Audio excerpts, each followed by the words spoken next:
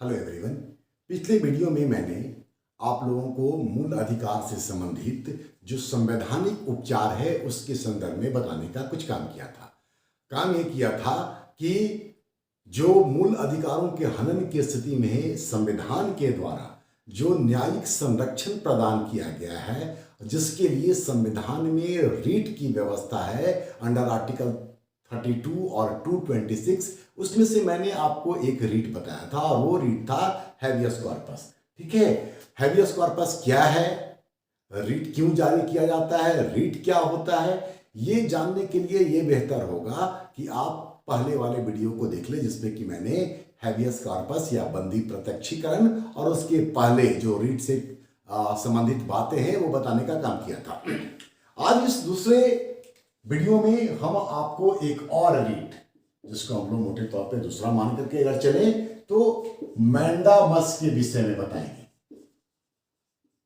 जिसको हिंदी में बोलते हैं परमादेश। तो परमादेश को समझने से पहले फिर से दोहरा दूं कि आप पहले वाले वीडियो को देखें, जिसमें कि मैंने हैबियस कॉर्पस के विषय में बताया है। अब हम लोग समझते हैं कि परमादेश क्या है।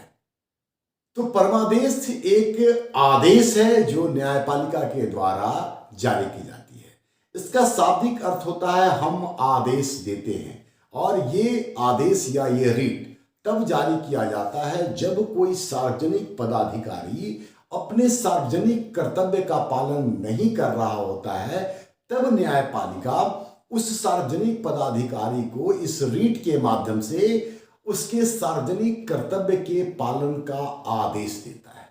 लेकिन यहां पर यह बात स्पष्ट रूप से जान लेना चाहिए कि मैंडामस रीट जो है वो बंदी प्रत्यक्षीकरण के विपरीत ये न्यायपालिका के विवेकाधीन है। मतलब न्यायपालिका के विवेक पर यह निर्भर करता है कि इस रीट को जारी किया जाना चाहिए या नहीं किया जाना चाहिए। मतलब ये कि न्यायपालिका अगर यह समझती है कि जिस व्यक्ति ने रीट जारी करने के संदर्भ में आवेदन दिया है, तो आवेदनकर्ता के या प्रार्थी के समस्या का समाधान अगर किसी अन्य वैकल्पिक उपाय से हो सकता है तो न्यायपालिका रीट जारी नहीं करती है।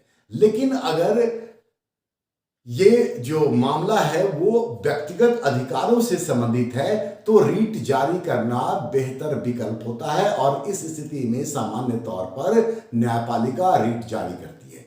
यहां पर यह भी जान लें कि ये जो परमादेश रीट है ये निचली अदालतों के खिलाफ भी, और अगर कोई न्यायिक अधिकरण है तो उसके खिलाफ भी तब जारी किया जा सकता है जब वह अपने सार्वजनिक कर्तव्य का पालन नहीं करता।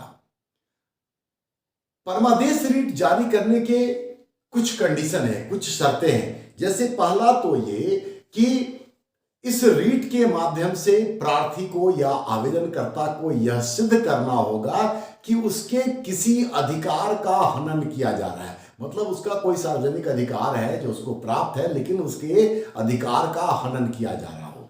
दूसरा ये कि जिसके खिलाफ वो ये रीट जारी करवाना चाहता है उस व्यक्ति का कोई सार्वजनिक कर्तव्य हो, उस व्यक्ति का कोई सार्वजनिक कर्तव्य हो।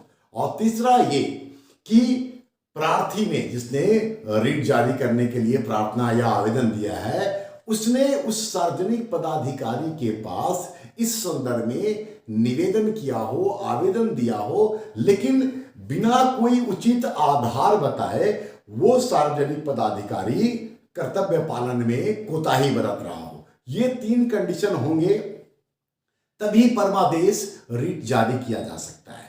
तो इसके जारी किए जाने के पीछे शर्तें भी हैं। साथ ही ये न्यायपालिका के विवेक के ऊपर भी निर्भर करता है। मतलब अगर कोई वैकल्पिक उपाय संभव है तो उसके माध्यम से समस्या का समाधान किया जा सकता है। यहां पर यह भी जान ले परमादेश रीट के संदर्भ में कि परमादेश रीट किसी निजी व्यक्ति या निजी संस्था के खिलाफ जारी नहीं किया जा सकता है। किसी ऐसे सार्वजनिक पदाधिकारी के खिलाफ भी ये रीट जारी नहीं हो सकता है अगर उस सार्वजनिक पदाधिकारी को कार्य का विवेकाधिकार दिया गया है। मतलब ये छोड़ दिया गया है कि आप अपने विवेक के अनुसार कार्य करें। इसके अलावा ये परमादेश रीट उस समय भी जारी नहीं किया जाएगा जब दो व्यक्तियों के बीच में उसको बोले हम लोग कॉन्ट्रैक्चुअल संबंध हो, ठीक है, कोई कॉन्ट्रैक्चुअल रिलेशन हो, कोई समझौता हो, कोई संविदा किया हुआ हो उनके बीच में, और उनमें से एक पक्षकार अगर अपने काम को नहीं कर रहा हो तो ये रीट जारी नहीं हो सकता है। हाई कोर्ट के खिलाफ भी ये रीट जारी नहीं की जा सकती है।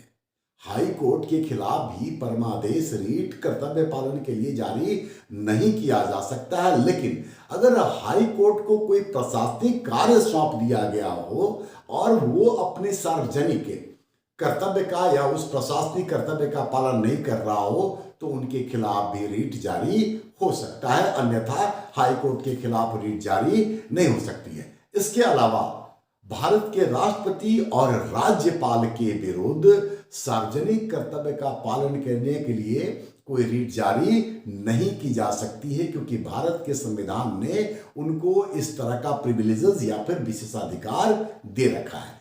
तो परमादेश रीट कब जारी हो सकता है, कब नहीं हो सकता है, क्या कंडीशन है और किसके खिलाफ जारी नहीं हो सकता है, ये सब बातें आपको इस छोटे से वीडियो में निश्चित तौर पे समझने को मिलेगा। इस रीट के बाद 3 और रीट है। अगले रीट में हम लोग प्रोहिबिशन, मतलब अगले वीडियो में प्रोहिबिशन और सर्टियोररी करेंगे, क्योंकि दोनों जो है वो न्यायिक क्षेत्र से संबंधित है, जुडिशियल से उनका संबंध है। और फिर एक को वारंटो या अधिकार परीक्षा, वो आने वाले वीडियो में हम आपको उपलब्ध कराएंगे।